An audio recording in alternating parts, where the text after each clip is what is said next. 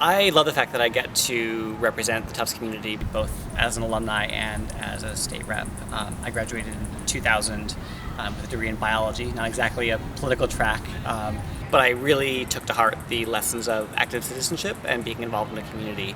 So to be able to engage with Tufts students now as an alum, but also as a state rep for the neighborhood, it's a great opportunity.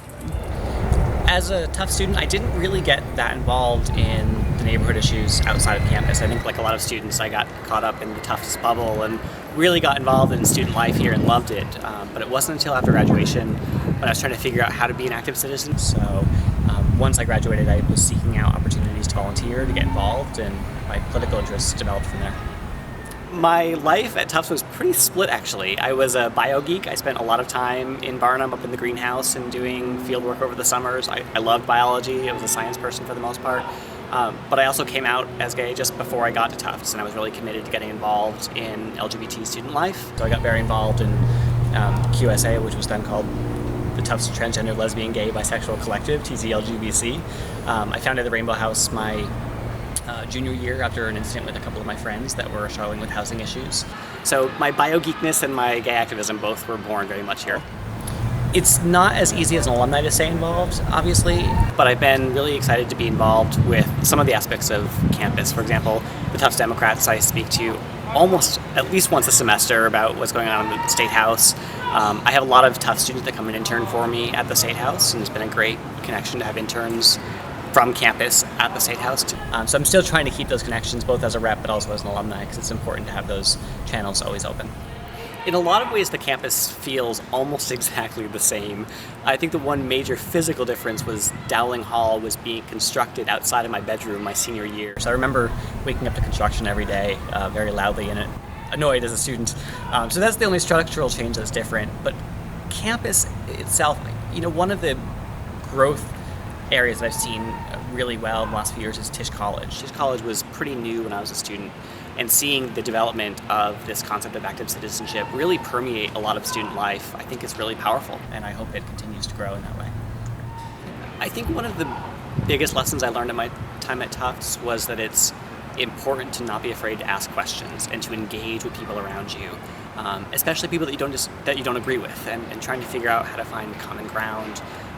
How to have an active civic debate about issues that are not always black and white and they're not always easy to talk about.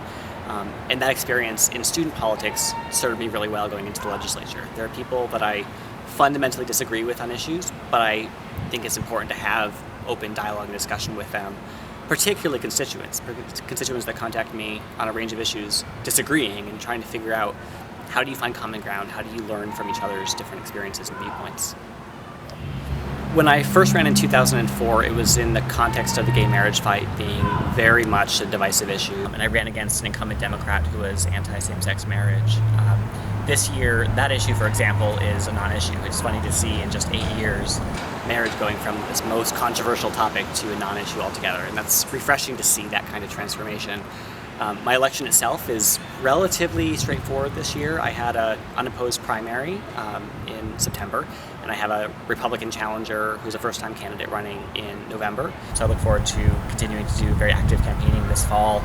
I do a lot of small gatherings in people's homes and talking about what the issues are for them in their neighborhoods this session, which has been really interesting for me.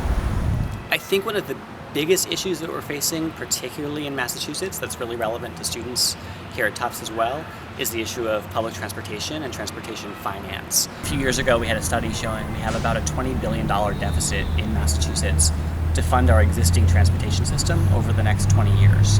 And to fill that gap, we did some reforms a couple of years ago that maybe get us $5 billion of the way there. That's still $15 billion short of what we need.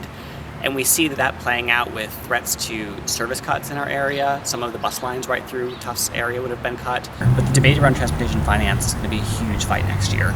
And tax policy in general. How do we fund the services that we all come to depend on? I love that I get to keep learning. I learn from people that contact me all the time about issues big and small, everything from potholes to global warming and everything in between. It's always a challenge to figure out where people are coming from and learn from their experiences. So I loved learning at Tufts, and I love learning in my job right now.